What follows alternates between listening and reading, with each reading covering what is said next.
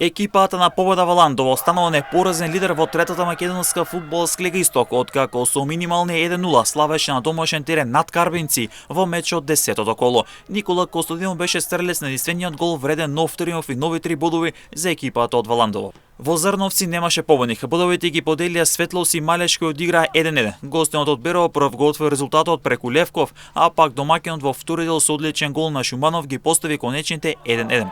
Со што тимот од Зрновци натаму останал без триумф.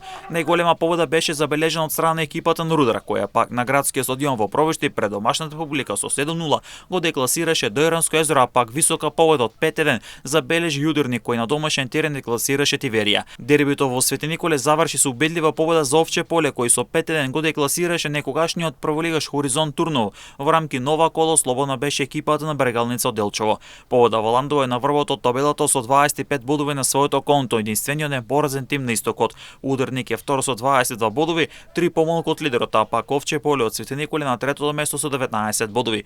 Хоризонт Турново сега е на четвртото место со 16 бодови, а пак тимот на Карбинци останува на петата позиција со 13 бодови на своето конто. Бод помалку има Брегалница од Делчево, односно 12 бодови, а пак Рудар останува седми, но се зацврстува со 11 бодови на своето конто во средишниот дел од табелата. Следува пресек на самата табела со тоа што Тиверија од Струмица 8 со 7 бодови, Малеш е 9 со 5 бодови, а по 4 бодови имаат Светлос од Зрневци кој сега го напушти дното и е предпоследен, а пак Дојранско езеро сега е на дното поради полошата гол разлика.